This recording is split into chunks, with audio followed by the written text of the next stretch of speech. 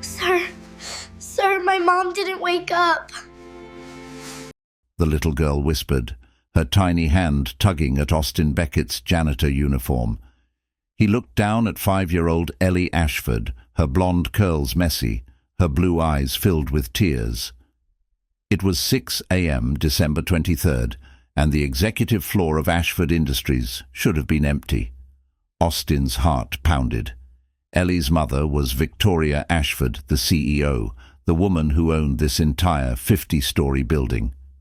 "Show me now," Austin said, dropping his mop. Ellie led him down the executive hallway, her small hand gripping his calloused fingers. Austin's mind raced. He'd worked here for 6 months, ever since he moved to New York with his 7-year-old daughter Maya after his wife Sarah died. Janitorial work wasn't what he'd planned, but it paid the bills, and the overnight shift meant he could be home when Maya got out of school. They reached Victoria's private office. The door stood ajar.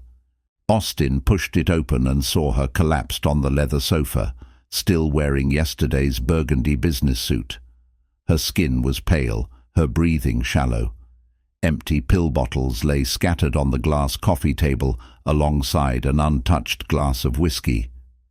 "Miss Ashford?" Austin knelt beside her, checking her pulse. Weak but steady. He grabbed his phone and dialed 911, then gently shook her shoulder. "Victoria, can you hear me?" Her eyelids fluttered. "Ellie?" Her voice was barely audible. "I'm here, Mommy," Ellie sobbed, crawling onto the sofa. "Ambulance is coming," Austin said. "What did you take?" Victoria's eyes focused on him slowly. "Sleeping pills. Too many. Didn't mean to. Just wanted to sleep. Couldn't stop thinking about—" Her words trailed off. Austin kept her talking while they waited, asking simple questions, keeping her conscious. When the paramedics arrived, he explained what he'd found. They loaded Victoria onto a stretcher. Ellie clung to Austin's leg, terrified. "I'm going with my mom," Ellie said firmly. "Sweetheart, they need space to work," Austin said gently. "How about you come with me? We'll follow them to the hospital." At Mount Sinai Hospital, Austin sat in the waiting room with Ellie curled up on his lap, exhausted. He'd called Maya, told her he'd be late, asked his neighbor, Mrs. Chen, to watch her. Now he was here with a 5-year-old he barely knew, waiting for news about a woman he'd only ever seen from a distance. A doctor approached. "Miss Ashford is stable. She'll recover fully. We're keeping her for observation." He glanced at Ellie. "Are you family?" Austin started. "He's my friend," Ellie said sleepily. "He saved my mommy." The doctor nodded. "She's asking for her daughter." Austin carried Ellie to Victoria's room. She lay in the hospital bed, IV in her arm, looking fragile and human in a way that contrasted sharply with the commanding CEO he'd seen striding through the building. When she saw Ellie, tears spilled down her cheeks. "Baby, I'm so sorry," Victoria whispered as Ellie climbed onto the bed beside her. "You scared me, Mommy." Victoria looked at Austin over Ellie's head. "Thank you. I don't even know your name." "Austin Beckett. I work the night shift, custodial services." "You saved my life." Austin shifted uncomfortably. "Your daughter saved your life.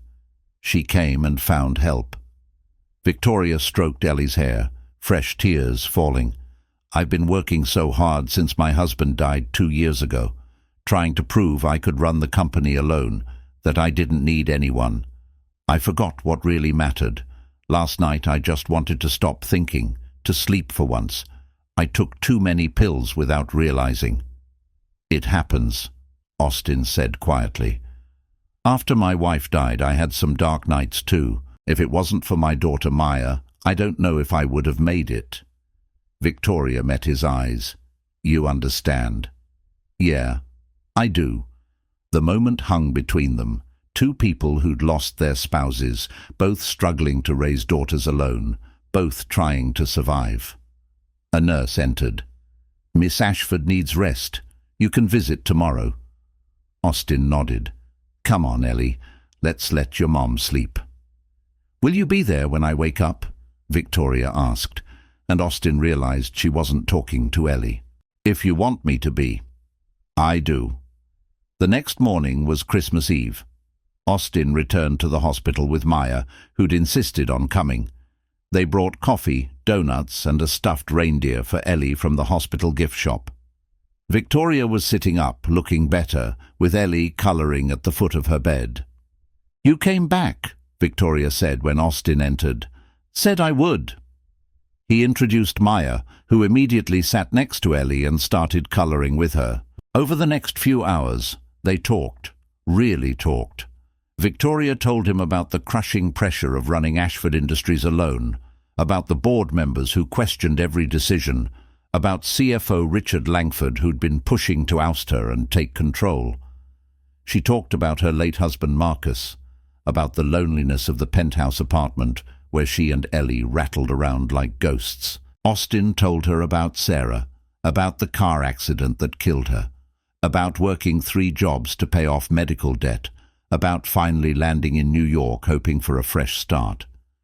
He talked about Maya's nightmares, about parent-teacher conferences where he was the only dad, about reading bedtime stories and braiding hair and trying to be both mother and father. "You braid hair?" Victoria smiled for the first time. Terribly. Maya's teachers probably think she's being raised by wolves. Victoria laughed, and the sound was warm and genuine. "Ellie won't let me touch her hair, says I pull too hard." "Because you probably do it like you're negotiating a merger. Hair requires gentleness." Unlike mergers. Unlike mergers." Their eyes met, and something shifted. Something that had nothing to do with gratitude or circumstance, and everything to do with recognition, like seeing yourself in another person's eyes. Victoria was discharged that afternoon with instructions to rest and follow up with a therapist. As they prepared to leave, she turned to Austin. "I know this is forward, but would you and Maya like to spend Christmas with us? Ellie hasn't stopped talking about Maya, and I—" She hesitated. "I don't want to be alone, not this year." Austin thought about their empty apartment, about the small plastic tree he'd bought from the drugstore, about heating up frozen dinners and pretending everything was normal. "We'd love to." Christmas morning at Victoria's penthouse was unlike anything Austin had imagined. The apartment was stunning, floor-to-ceiling windows overlooking Central Park, a 12-foot tree decorated by professionals, presents piled high. But what made it special was the laughter. Maya and Ellie running around in matching reindeer pajamas Victoria had bought. Victoria making pancakes while Austin helped, their shoulders bumping in the kitchen. Building a gingerbread house that collapsed spectacularly, watching old Christmas movies curled up on the sofa, the girls between them, warm and safe and happy. "This is the best Christmas ever," Maya whispered to Austin. "Yeah, sweetheart, it really is." That evening, after the girls fell asleep in Ellie's room, Austin and Victoria sat by the tree with glasses of wine. The city sparkled below them, snow falling softly against the windows. "Thank you," Victoria said, "for everything, for saving me, for being here, for reminding me what matters." "You don't have to thank me." "Yes, I do. I was drowning, Austin. I'd convinced myself that success meant doing everything alone, that needing help was weakness. You showed me that's not true." Austin set down his wine glass. "After Sarah died, I was angry. Angry at the world, at God, at her for leaving me. I was so focused on just surviving that I forgot about living. These past 2 days with you and Ellie, I remembered what that feels like." Victoria reached for his hand. "Is it crazy that I feel like I've known you forever?" "If it is, we're both crazy." She smiled. "I can live with that." They talked until midnight, about everything and nothing, about dreams and regrets and hopes, about what it meant to start over. When Austin finally left, Victoria walked him to the door.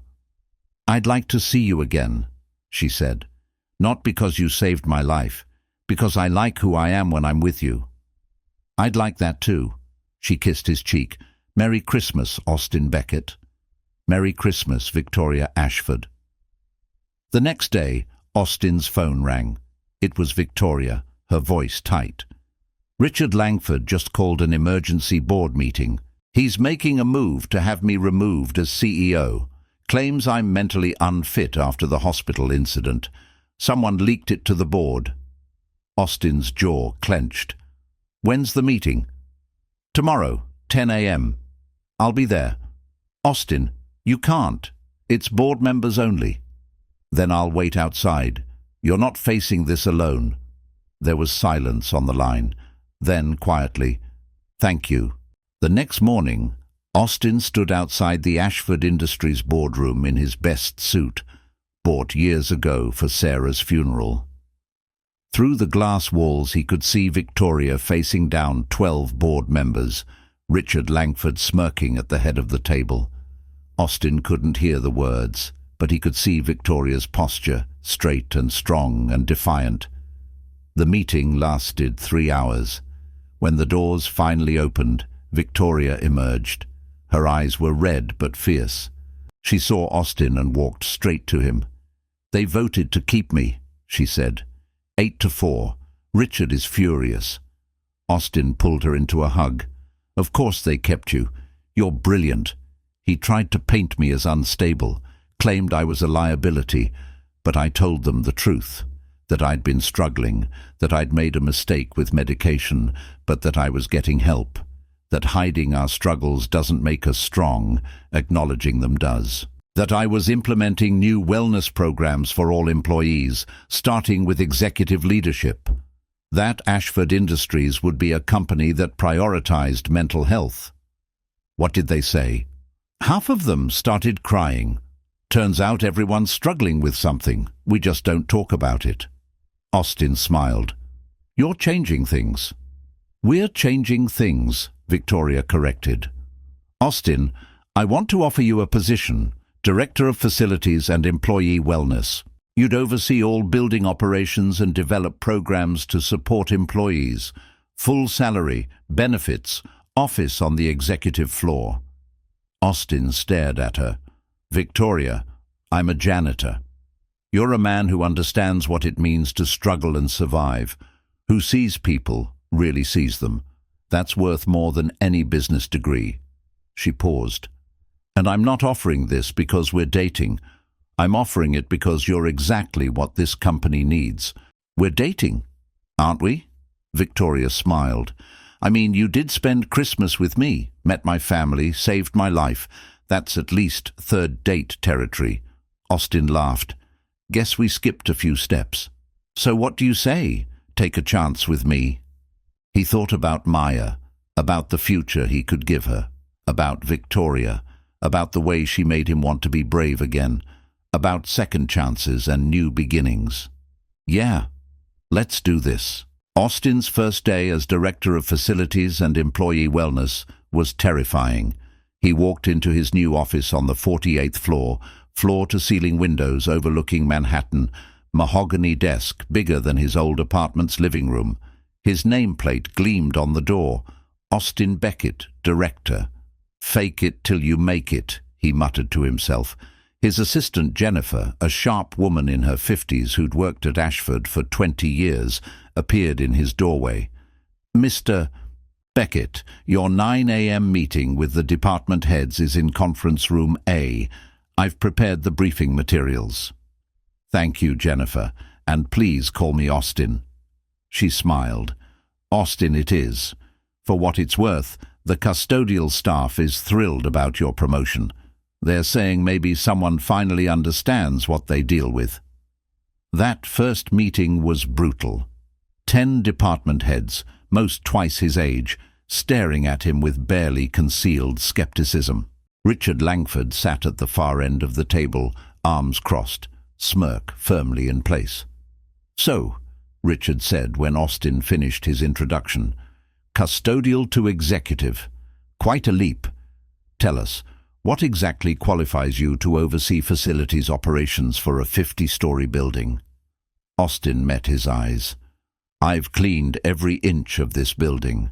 I know which HVAC units fail in winter, which elevators break down monthly, which bathrooms need renovation. I know the night security guards by name, know which vendors show up on time and which cut corners. I know this building better than anyone in this room. Knowing where the mops are kept doesn't qualify you to make executive decisions, Richard shot back. No, Austin agreed, but understanding the people who keep this building running does.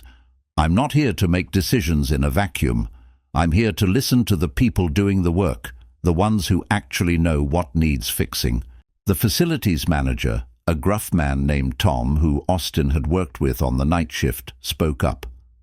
I've been asking for budget approval to replace the boilers in the sub-basement for 3 years. Every winter, we're one cold snap away from the whole system failing. Nobody listens. Austin pulled out his tablet, made a note. Send me the proposal. I'll review it today. Tom blinked, surprised. That's it? No committee review? No feasibility study? You're the expert. If you say we need new boilers, I believe you. Let's make it happen. Richard's smirk faltered. The other department heads leaned forward, suddenly interested. By the end of the meeting, Austin had a list of 17 projects that had been stalled in bureaucratic limbo, everything from bathroom renovations to updated security systems to better break rooms for the custodial staff. You just committed to millions in spending, Jennifer said after everyone left. Miss Ashford will need to approve the budget. Then let's put together a proposal she can't refuse. Austin spent his first month meeting with every person who worked in facilities. Janitors, security guards, maintenance technicians, groundskeepers. He listened to their complaints, their ideas, their frustrations. He took notes, asked questions, treated them like the experts they were. Word spread through the building. The new director wasn't like the others. He remembered what it was like to be invisible. But not everyone was happy. Richard Langford started a whisper campaign. Austin had only gotten the job because he was sleeping with the CEO.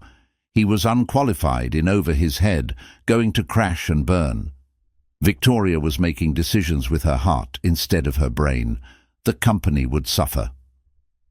Austin tried to ignore it, but the rumors got under his skin. He was working 12-hour days, trying to prove himself, to show he deserved this chance. He came home exhausted, collapsed on Victoria's penthouse sofa while Maya and Ellie played. "You're pushing too hard," Victoria said one evening, sitting beside him. The girls were asleep, Christmas lights twinkling on the tree they'd left up into January. "I have to. Everyone's waiting for me to fail." "Not everyone. The people who matter know you're brilliant." Austin laughed bitterly. "I'm not brilliant, Victoria. I'm a guy who cleaned toilets 6 weeks ago." "Richard's right. I don't belong here." Victoria turned his face toward hers. "Listen to me. You belong exactly where you are. You know why I gave you this job. Not because I care about you, though I do, because you're the best person for it. You see people. You listen. You understand that a company isn't buildings and profits. It's people trying to make a living, to feed their families, to matter. That's worth more than any MBA. The board doesn't see it that way. The board will see results, and you're going to give them results." She kissed him softly. "But you can't do that if you burn out. Delegate, trust your team. And come to bed at a reasonable hour, because Maya asked me yesterday why you're always tired. We need you healthy, Austin. We need you here." He pulled her close, buried his face in her hair. "I'm scared. Scared of letting you down, letting Maya down, proving Richard right. You won't. You're the man who ran toward danger when everyone else ran away. You're the man who sat in a hospital with a stranger's daughter because it was the right thing to do. You're the man I'm falling in love with." Trust yourself the way I trust you." Austin's eyes burned with tears. "I love you too. I think I have since Christmas morning, watching you burn pancakes and laugh about it." Victoria smiled. "They weren't burned, they were caramelized." "They were black, Vic." "Caramelized," she insisted, and they both laughed. The breakthrough came 6 weeks into Austin's new role. The boiler replacement project he'd approved ran into complications. The contractor found asbestos in the sub-basement, requiring an environmental cleanup that would triple the cost and take 3 months. The board called an emergency meeting. Richard pounced. "This is exactly what I warned about. Beckett approved a project without proper due diligence, and now we're facing millions in unexpected costs and potential legal liability. This is what happens when you promote someone based on personal relationships rather than qualifications." Austin sat at the conference table, 12 board members staring at him. Victoria beside him, expression neutral. He'd prepared for this, had all the documentation ready, but his hands shook as he opened his folder. "You're right," Austin said, and Richard's eyebrows shot up. "I approved the boiler project without a full environmental assessment. That was a mistake. My mistake. But here's what I learned from it." He pulled out a report. "I had our team do a comprehensive building inspection. We found asbestos in 17 locations throughout the building. The sub-basement was just the first. If we'd ignored it, continued operating with deteriorating asbestos insulation, we'd be looking at massive legal liability down the road. Worker exposure lawsuits, regulatory fines. The cost of addressing it now, proactively, is $8 million. The estimated cost of lawsuits if someone gets sick? Conservative estimates put it at $50 million, plus criminal liability for executives who knew about the hazard and ignored it." The room went silent. Richard's face paled. Austin continued. "I'm recommending we launch a full building safety audit. Not just asbestos, electrical systems, structural integrity, air quality, everything. It'll cost money up front, but it protects the company long term. And more importantly, it protects the people who work here. Because if we're not keeping our employees safe, we don't deserve to be in business." One of the board members, an elderly woman named Margaret Chen, spoke up. "How long would this audit take?" 4 months. We'd do it in phases to minimize disruption. And you're confident this is necessary?" Austin met her eyes. "Mom, I spent 6 months cleaning this building. I saw things that worried me then, but I didn't have the authority to do anything about it. Now I do. This building is 60 years old. It needs comprehensive updates. We can do it right on our timeline, or we can wait for something to fail and do it in crisis mode. Your choice." Margaret looked at Victoria. "What's your recommendation?" "I support Austin's proposal," Victoria said firmly. "Employee safety isn't negotiable." The board voted 9-3 in favor. Richard was livid. After the meeting, Margaret approached Austin. "That took courage, admitting your mistake. Most executives would have deflected, blamed the contractor. The contractor did their job. I should have asked for a full assessment up front. I'm learning as I go." Margaret smiled. "We all are, Mr. Beckett. Even those of us who've been doing this for 40 years. What matters is learning from mistakes instead of hiding them. You'll do well here." That evening, Austin got home to find Victoria, Maya and Ellie in the kitchen, flour everywhere, baking cookies. Maya ran to him. "Dad, Miss Victoria is teaching us to make snickerdoodles." "Are they caramelized?" Austin asked Victoria with a grin. She threw a dish towel at him. "You're never letting that go, are you?" "Never." They ate slightly burned cookies and drank milk and talked about their days. Maya told him about her science project. Ellie showed him a drawing she'd made of their family, the 4 of them holding hands under a rainbow. Austin's chest tightened with emotion. Later, after the girls were asleep, Victoria found him on the balcony, looking out at the city. "You okay?" "Yeah, just thinking. 2 months ago I was mopping floors and wondering how I'd make rent. Now I'm making decisions that affect thousands of people, living in a penthouse, falling in love with an incredible woman. It feels like a dream." "It's real," Victoria said, wrapping her arms around him from behind. "You earned this, Austin. The job, the respect, all of it." "I earned you?" She laughed. "No, I'm just excellent luck. Wrong place, right time. Best kind of luck." The first month was chaos. Austin learning his new role, managing departments he'd only ever cleaned, developing wellness programs from scratch. Richard Langford undermining him at every turn, spreading rumors that he'd slept his way into the position, that Victoria was making decisions based on emotion rather than business sense. "Ignore him," Victoria said one evening in her office.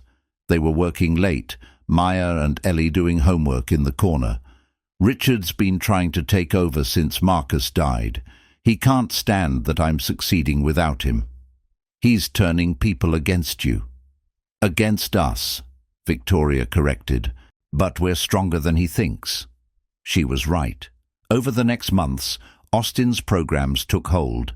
Mental health days, on-site counseling, flexible work schedules, employee satisfaction surveys. The changes were radical for a corporate environment, but they worked. Productivity increased. Turnover decreased. Ashford Industries started appearing on best places to work lists. The wellness initiative started small. Austin partnered with a local mental health clinic to offer free counseling sessions for employees. He instituted Mental Health Fridays, where employees could take 1 Friday per month off, no questions asked, to rest and recharge. He renovated the break rooms, adding comfortable seating, better coffee machines, even meditation spaces. The pushback was immediate. "We're coddling employees," Richard complained in an executive meeting. "This is a business, not a spa." "It's an investment," Austin countered. "Our turnover rate is 30% annually. Do you know how much it costs to recruit and train replacements? More than comfortable chairs and free therapy. And burned-out employees make mistakes, miss deadlines, call in sick. Happy employees are productive employees." "Where's your data?" Richard demanded. Austin pulled up a presentation. "I surveyed 2,000 employees across all departments.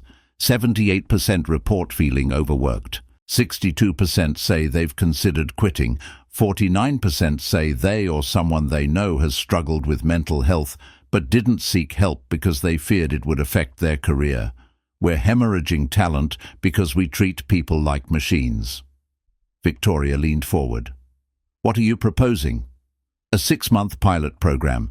Full wellness implementation across 3 departments.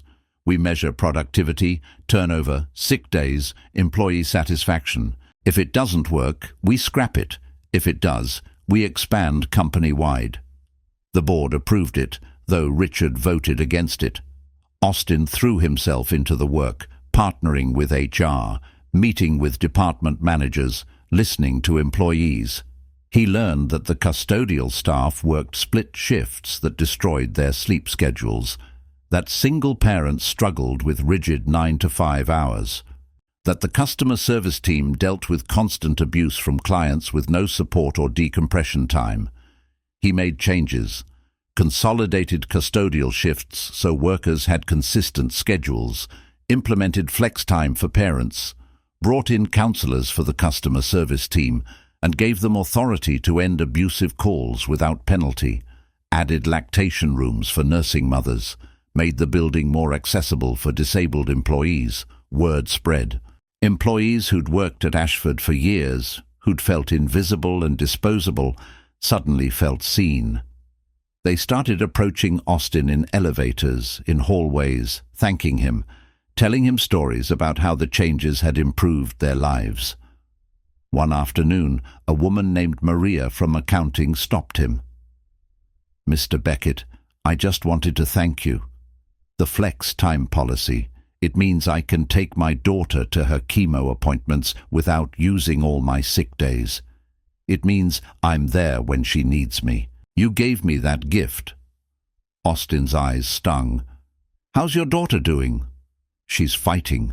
She's strong. And knowing I can be with her, that I'm not choosing between my job and my child, it makes all the difference." After she left, Austin sat in his office and cried. This was why the work mattered. Not profits or productivity metrics, but people. Real people with real struggles, trying to survive, trying to care for the people they loved. Victoria found him there, wiping his eyes. "What happened?" He told her about Maria. Victoria sat beside him, took his hand. "You're changing lives, Austin. Never doubt that. I just wish I could do more." "You're doing enough. More than enough." She kissed his temple. "And you're teaching me to be a better CEO. I was so focused on quarterly earnings and board approval that I forgot why Marcus and I started this company. To build something that mattered. You reminded me of that." Their relationship deepened in those months. They moved in together officially in March, combining their households. Maya and Ellie shared a massive bedroom in the penthouse, decorated it themselves with purple walls and glow-in-the-dark stars. Austin and Victoria navigated the complicated dance of blending families, of becoming partners in every sense. There were challenges. Maya had nightmares about losing Austin the way she'd lost Sarah.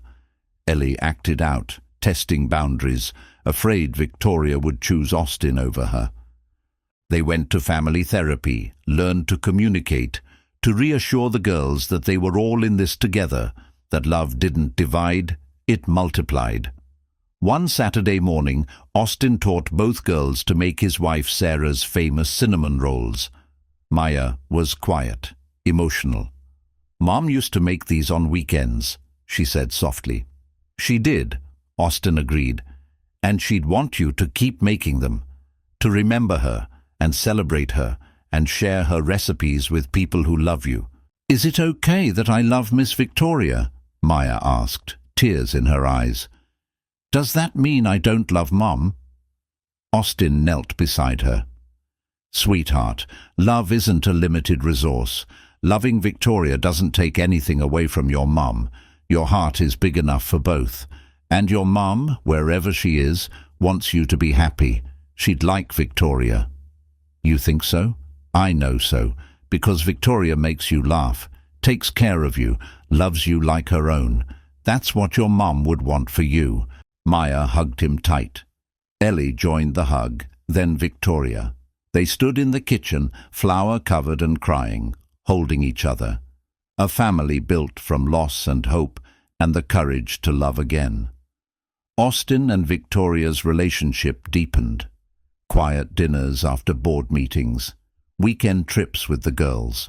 Maya and Ellie becoming sisters in everything but name.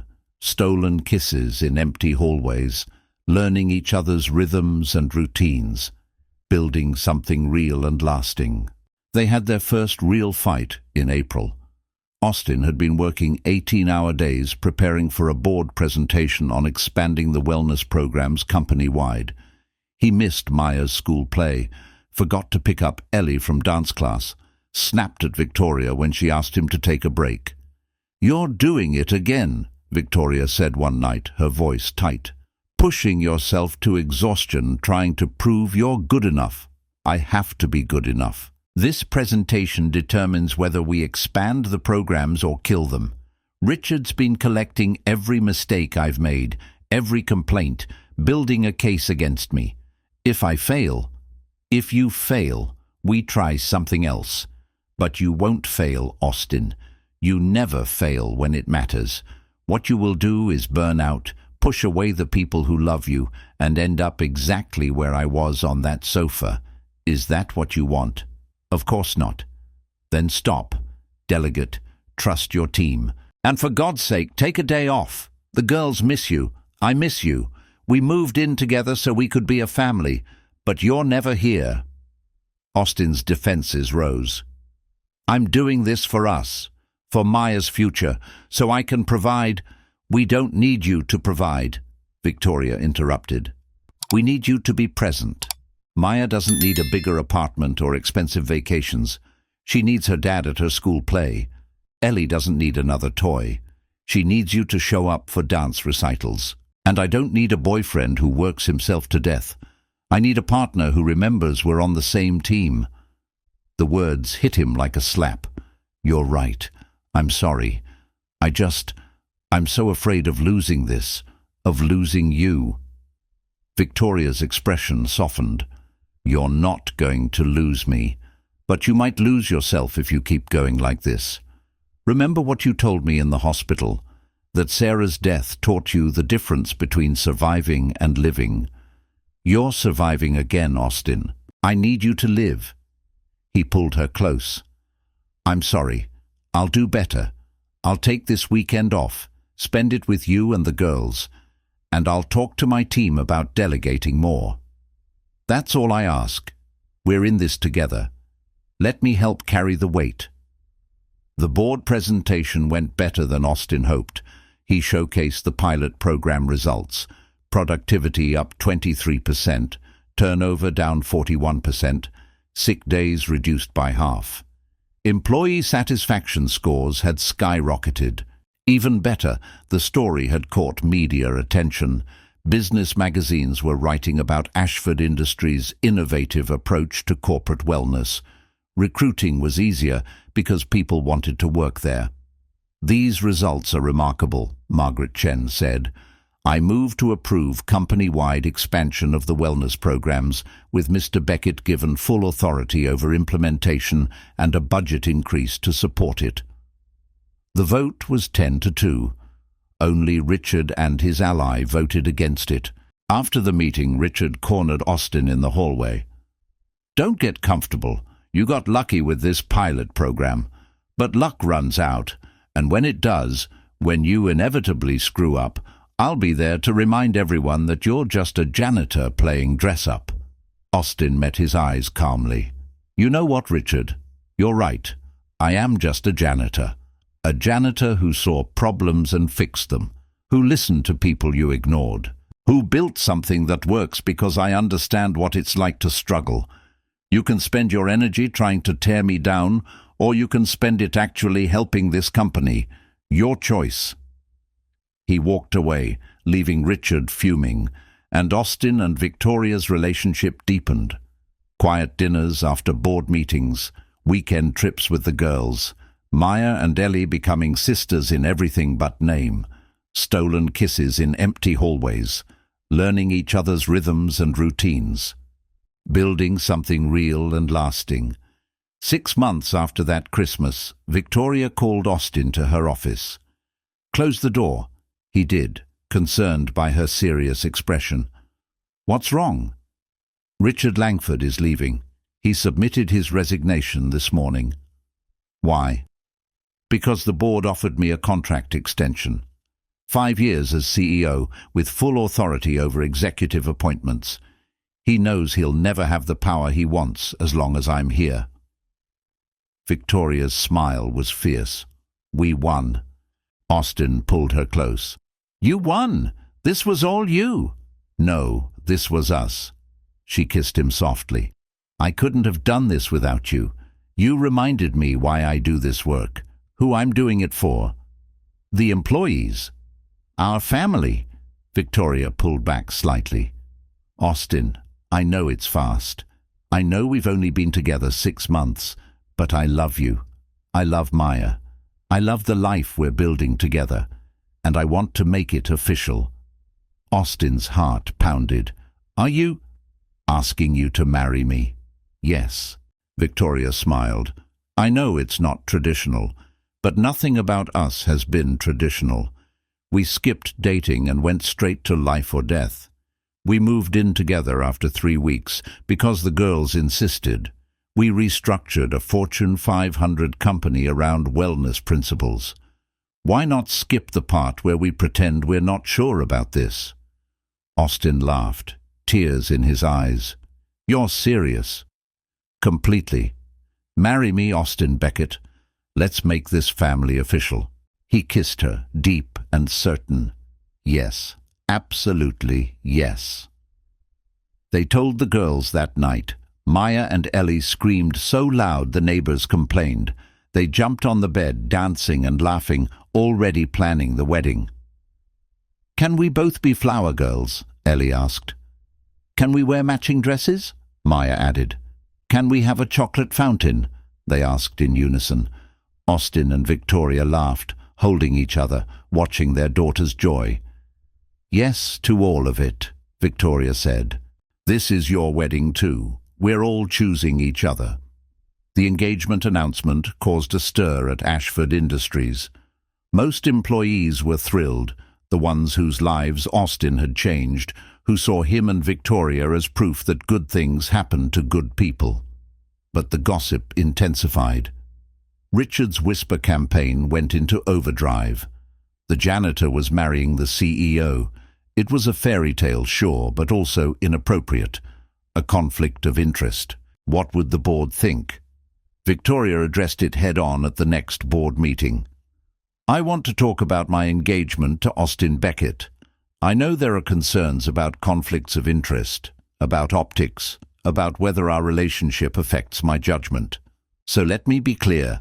I'm marrying Austin because I love him, because he makes me a better person and a better CEO, because our girls are already a family and we're making it official. If anyone has concerns about his position reporting to me, we can restructure. He can report to the board directly, but I won't hide this relationship or pretend it's anything other than what it is, the best thing that's ever happened to me." Margaret Chen spoke up. "Victoria, I think I speak for most of us when I say we're happy for you.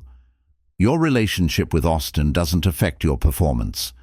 If anything, you've been more focused and effective since you got together. And Austin's programs have been unquestionably successful. As long as there are proper checks and balances, I see no issue." The vote was unanimous to approve Austin reporting directly to the board, removing any direct reporting relationship with Victoria. Even Richard voted yes, though he looked like he'd swallowed glass. After the meeting, Victoria pulled Austin into her office and kissed him breathless. "We're really doing this." "Having second thoughts?" "Not for a second." "You?" "Not a chance." He grinned. "Though I might have second thoughts about that chocolate fountain the girls want." "Oh, we're definitely having a chocolate fountain, and a cake taller than Ellie, and those ridiculously expensive flowers that Maya showed me on Pinterest. We're doing this right." They planned the wedding for September, giving themselves 3 months to prepare. It was chaos. Maya and Ellie insisted on being involved in every decision. Dress shopping became a family affair. All 4 of them squeezed into boutique dressing rooms, offering opinions. They tasted 17 different cakes before finding the perfect one. Vanilla with raspberry filling, because Maya loved raspberries and Ellie loved vanilla, and compromises mattered. Austin's parents flew in from Texas. They'd never understood his decision to move to New York, to work as a janitor. But when they met Victoria and saw Austin's happiness, his mother cried. "You found your way back," she told him. "After Sarah died, we were so worried. You were so lost, but you found your way home." Victoria's family was more complicated. Her parents had passed away years ago, but her younger sister Amanda flew in from California. Amanda was skeptical at first, protective of Victoria, worried that Austin was using her for money or status. But after spending a weekend with them, seeing how Austin and Victoria were with each other, with the girls, she apologized. "I was wrong about you," Amanda told Austin over brunch while Victoria and the girls were at the bathroom. "I thought you were another opportunist, but you really love her. You see her, not just the CEO or the money. You see my sister. Thank you for that." "She saved me as much as I saved her," Austin said quietly. "Maybe more." The wedding day was perfect. September in New York, the leaves just starting to turn, crisp air and blue skies. They held it in Central Park at the Bow Bridge, Victoria's favourite spot. 50 guests, all people who mattered. Employees from Ashford Industries who'd become friends. Austin's custodial crew, dressed in suits they'd bought just for the occasion. Victoria's executive team, Margaret Chen and most of the board members. Maya walked Austin down the aisle, her hand in his, both of them crying. She wore a lavender dress she'd picked herself, her hair in the French braid Victoria had taught her to do. When they reached the altar, Maya hugged him tight. "I'm so proud of you, Dad. Mum would be proud too. I love you, sweetheart. Thank you for being brave with me." Then Ellie came down the aisle as flower girl, taking her job very seriously, placing each rose petal with precision. She wore a matching lavender dress, her blonde curls crowned with flowers. When she reached them, she hugged Austin's legs.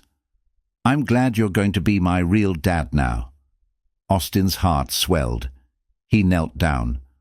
"I'm glad too, sweetheart. I love you so much." "I love you too, Dad."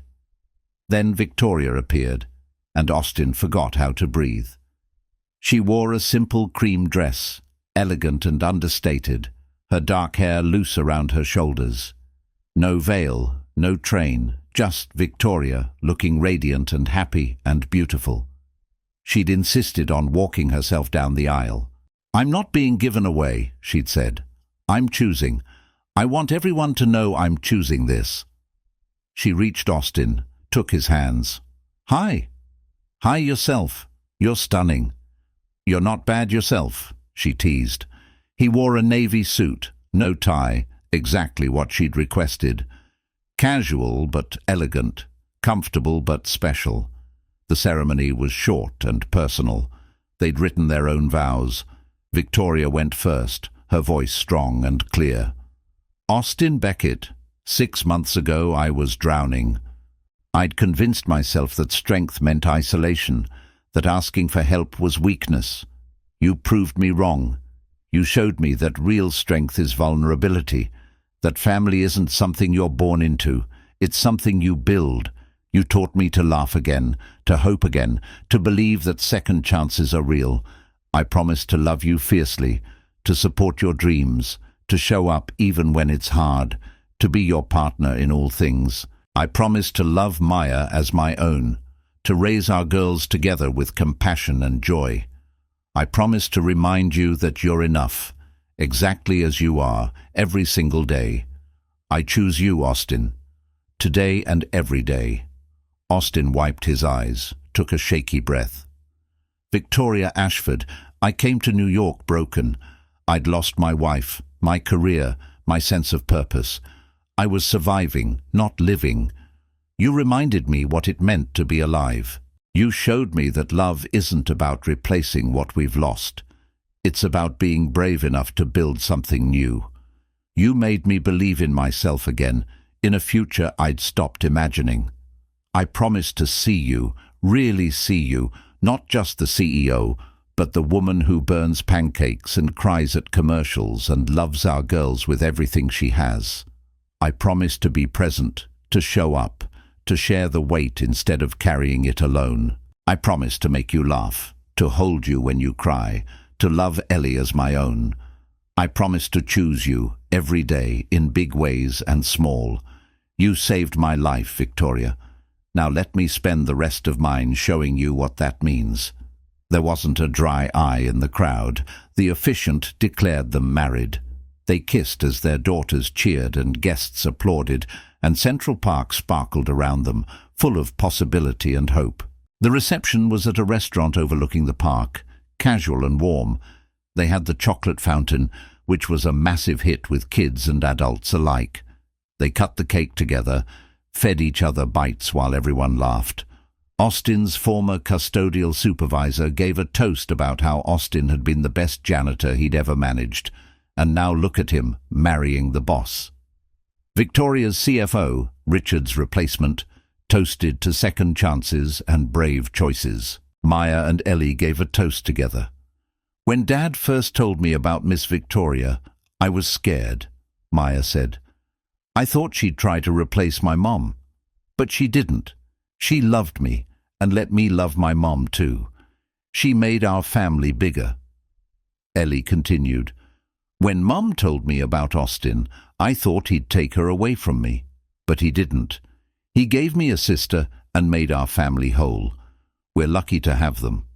They raised their apple cider glasses. To family, the one we choose. Everyone raised their glasses, echoing, to family. Austin and Victoria danced their first dance to a song Maya and Ellie had picked. Something about finding home and starting over. They swayed together as the sun set over the park, their daughters dancing beside them, their friends and family surrounding them with love. This is really happening, Austin whispered. I'm married to you. We're a family. We were always a family, Victoria whispered back. This just makes it official. They honeymooned in Maine, all four of them. A week in a beach house where they ate lobster and built sandcastles and stayed up late playing board games. It wasn't glamorous or exotic, but it was perfect. They needed this, all of them together, celebrating the family they'd become. One evening, after the girls were asleep, Austin and Victoria sat on the beach watching the waves. I keep waiting for the other shoe to drop, Austin admitted, for something to go wrong. This is too good. It's not too good. It's what we built, what we chose. And yes, things will go wrong sometimes because life is messy, but we'll handle it together. Victoria took his hand. No more waiting for disaster, Austin. Let's just be happy.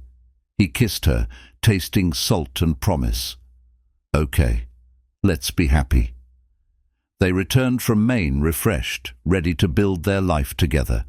They moved out of the penthouse and bought a brownstone in Brooklyn, wanting something that felt more like home. 4 bedrooms, a backyard, a neighborhood with families and dogs and tree-lined streets. The girls helped pick their rooms, paint colors, furniture. It was theirs, built together, every decision a shared choice. Austin thrived in his expanded role. His wellness programs became a model for other companies.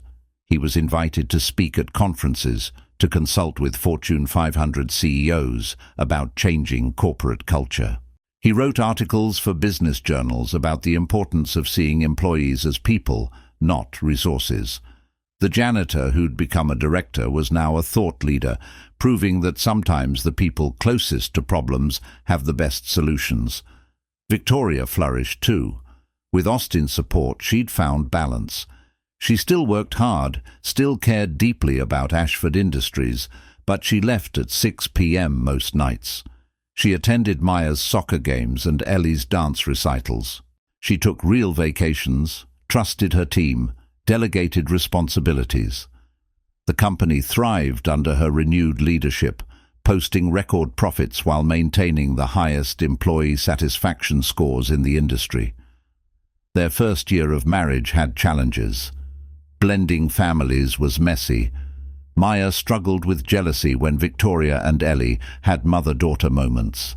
Ellie acted out when Austin and Maya talked about Sarah, feeling excluded from that part of their history. They navigated it with patience and therapy and lots of family meetings where everyone got to voice their feelings. One night, 6 months after the wedding, Maya came to Austin crying. "I feel guilty," she sobbed. "I'm happy with our new family, but sometimes I forget about Mom for whole days, like she's disappearing." Austin held her close. "Your mom isn't disappearing, sweetheart. She's part of you. She's in your laugh and your kindness and your stubbornness. Love doesn't erase love. You can be happy now and still miss her. Both things are true. Do you miss her? Every day. But I also love Victoria. Those feelings coexist. My heart's big enough for both, and so is yours." Maya hugged him tight. "Thanks, Dad. I needed to hear that." Victoria had similar conversations with Ellie about Marcus, about how loving Austin didn't mean forgetting her father. They created traditions that honored their past loves while celebrating their present. Every year on Sarah's birthday, they made cinnamon rolls together. On Marcus's birthday, they visited his favorite restaurant. The ghosts were welcome in their home, remembered with love, not relegated to silence.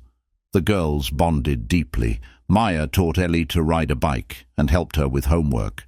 Ellie taught Maya to paint and made her laugh when she was sad. They fought like sisters, loved like sisters, protected each other fiercely. When a kid at school made fun of Ellie for having divorced parents, Maya punched him in the nose. She got suspended, but she didn't regret it.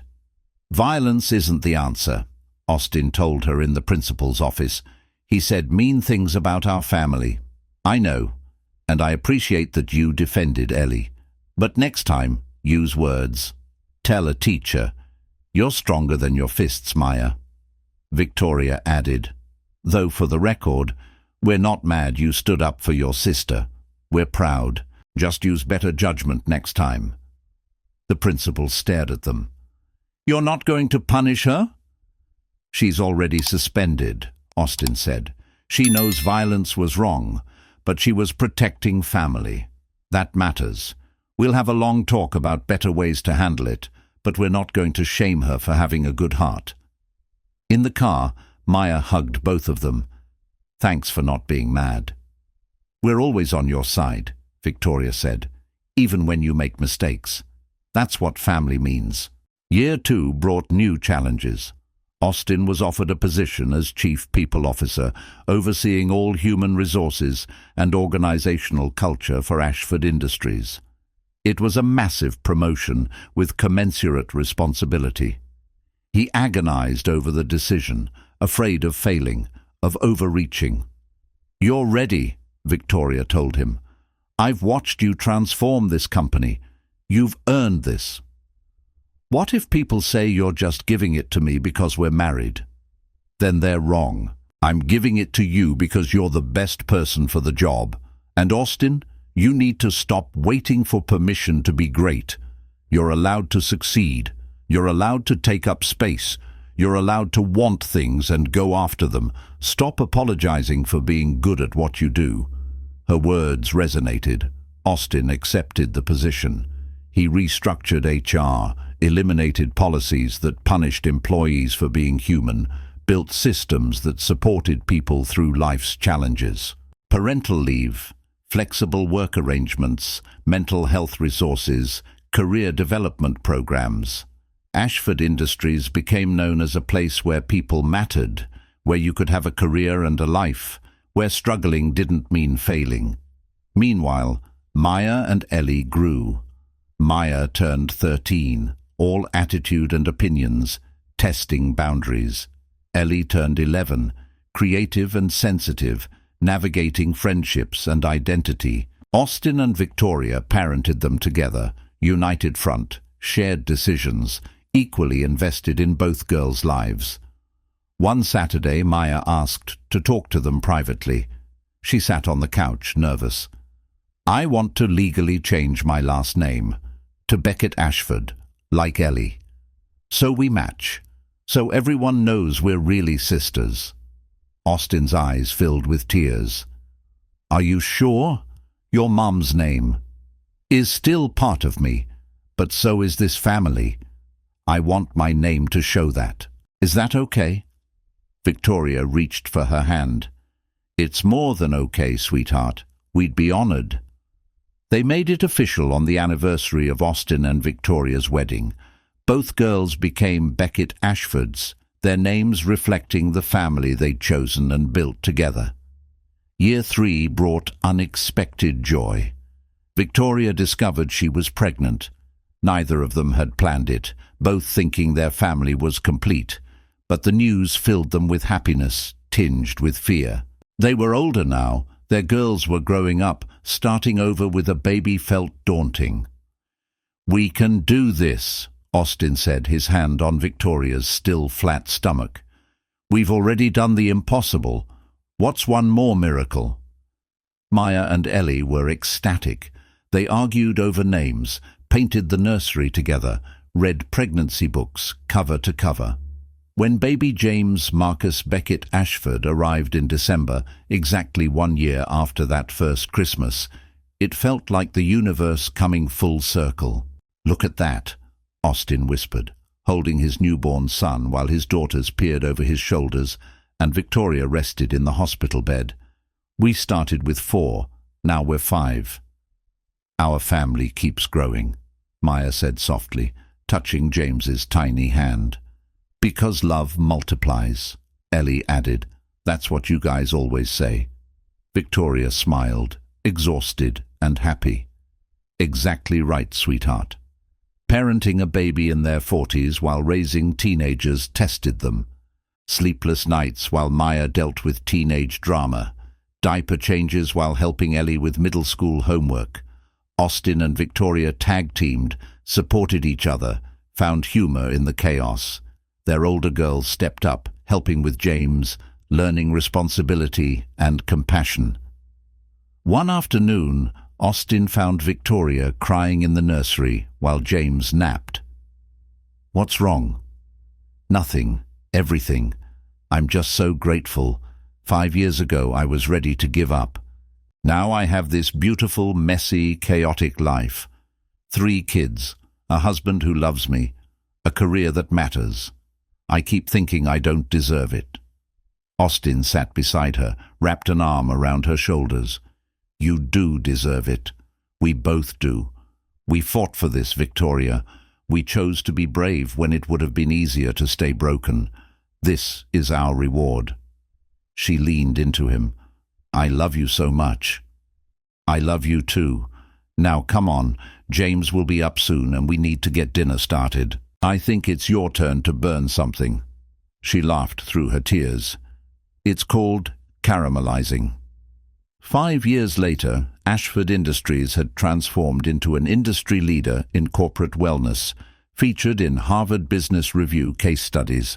Austin had expanded his role to Chief People Officer, overseeing all human resources and organizational culture. Victoria continued as CEO, but with better balance, leaving the office by 6 p.m. most nights, taking real vacations, prioritizing family. Maya was 18, heading to college to study social work, wanting to help people the way her parents had helped each other. Ellie was 16, an artist applying to specialized art programs, dreaming of design school. James was 5, wild and imaginative, keeping Austin and Victoria young and slightly exhausted. The family lived in a brownstone in Brooklyn, more homey than the penthouse, with a backyard where Austin had built a tree house that James claimed as his fort. Victoria still couldn't garden worth a damn, but she tried every spring, and Austin loved her for it. One December evening, Austin found Victoria sitting by their Christmas tree, watching old home videos on her tablet. He sat beside her, wrapping an arm around her shoulders. "What you watching?" "That first Christmas. Look how little they were." On the screen, Maya and Ellie ran around in reindeer pajamas, laughing. Austin and Victoria in the background, looking at each other with the tentative hope of new love. "We've come a long way," Austin said. "We really have." Victoria leaned into him. "Do you ever think about that night? What would have happened if Ellie hadn't found you?" "Every day, but I try not to focus on the what-ifs. I focus on what is, this family, this life, this love." Victoria turned to face him. "I ran into Maria from accounting yesterday. Remember her? The woman whose daughter had cancer?" "Of course. How's her daughter doing?" "In remission. 5 years cancer-free. Maria told me that those flex time policies you implemented saved her sanity during treatment. That being able to be present for her daughter without losing her job made all the difference. She said you gave her family hope." Austin's eyes glistened. "That's why we do it. That's why it all matters." "You've changed thousands of lives, Austin. Not just Maria's. The single parents who can afford childcare because of the salary increases you push through. The employees who got mental health support before they reached crisis. The custodial staff who have consistent schedules and benefits. You did that. We did that, Austin corrected. You gave me the platform, the authority, the support. You had the vision, the courage to push for change, even when people told you it was impossible. She took his hand. Do you remember that first board meeting, when Richard said you were just a janitor playing dress-up? Hard to forget. I was so angry at him, but also proud of you, how you handled it. You didn't get defensive. You owned who you were. You turned what he meant as an insult into your greatest strength. Austin smiled. Being a janitor taught me more about running a company than any business school could have. I saw how the custodial staff was treated, how invisible they were. I saw which executives said thank you and which ones walked past without seeing them. I learned that how you treat the people with the least power says everything about your character. And you taught me that. I was so focused on board meetings and quarterly earnings that I forgot the people who made it all possible. The custodians and the security guards and the administrative assistants. You reminded me that they're not just employees. They're people with families and dreams and struggles. They sat quietly for a moment, watching the snow fall outside their window. James was asleep upstairs. Maya was at college. Ellie was at a friend's house. It was just the two of them, like that first Christmas Eve in the hospital, before their lives became beautifully complicated. I've been thinking about stepping down as CEO, Victoria said suddenly. Austin turned to her, surprised. What? Why? Because I'm 63 years old. Because I've been running this company for 15 years. Because I want to spend more time with James before he grows up. Because Maya's getting married next year, and I want to help plan it without taking calls during dress fittings, because life is short, and I've already almost lost it once. What would you do? I don't know. Travel. Learn to paint with Ellie. Finally learn to cook without burning things. Volunteer. Be a full-time grandma when Maya has kids. Actually read all those books on my nightstand. She looked at him. Be with you. Really be with you, without work hovering over everything. Austin pulled her close. Then do it. You've earned it. The company will be fine. They want you to take over. What? The board. They've been talking about succession planning. Margaret approached me last week. They want to promote you to CEO when I step down. Austin's mind reeled. Victoria, I can't. I'm not qualified to... Stop, she interrupted firmly. You're more qualified than anyone. You understand this company from the ground up, literally. You've transformed the culture. Employees trust you. The board trusts you. I trust you. She cupped his face. You've spent 8 years proving you belong. When are you going to believe it? He took a shaky breath. I'm scared. Good. That means you'll do it right. The day you stop being scared is the day you get arrogant. She kissed him softly. Think about it. No pressure, but know that I believe in you. I always have. Later that night, after they'd gone to bed, Austin lay awake thinking. Him, CEO of Ashford Industries.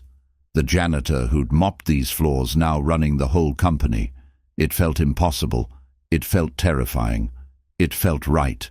He thought about Ellie's small hand, tugging his sleeve that December morning 8 years ago, about Victoria on that sofa, pale and barely breathing, about the split-second decision to help, to show up, to care.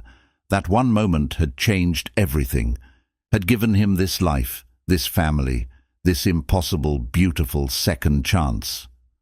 I'll do it, he whispered into the darkness. If they want me, I'll do it.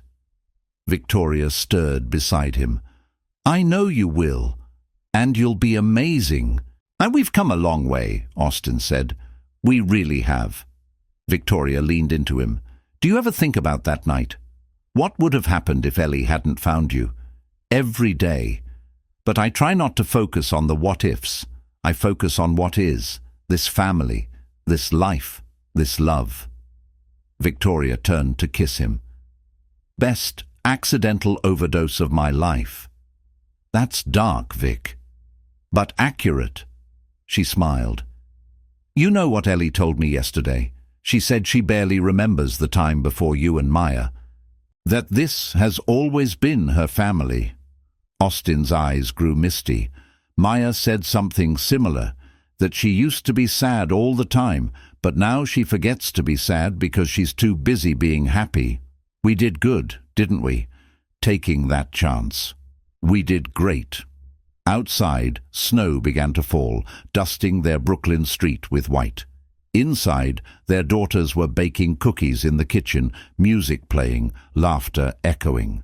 And Austin Beckett, who'd once been just a janitor with a mop and a dream of surviving, sat beside his wife, the CEO who'd forgotten how to live, until a 5-year-old girl tugged on a stranger's sleeve and changed everything. "Thank you," Victoria whispered, "for showing up that morning, for staying, for building this with me." Austin kissed her forehead. "Thank you for letting me, for taking a chance on a janitor with a big heart and no business degree. Best decision I ever made. Second best." What was first? "Waking up," Victoria said softly. "Choosing to live. Choosing to try again." Austin held her close as the snow fell, and the city sparkled and their daughter's laughter filled the house. Two people who'd lost everything and found each other in the darkest moment. Two people who proved that sometimes salvation comes from the most unexpected places. That love doesn't follow rules or timelines. That family is who you choose, who chooses you back, who shows up when you're drowning and refuses to let go. Merry Christmas, Austin. Merry Christmas, Victoria. And in that moment, surrounded by love and light, and the family they'd built from grief and hope, everything was exactly as it should be. If you enjoyed this story, please consider subscribing to SD Love Stories for more heartwarming tales of unexpected connections and second chances. Hit the like button and share this with someone who believes in the power of showing up, even when it's hard. Because sometimes the person who saves you is the one you never saw coming.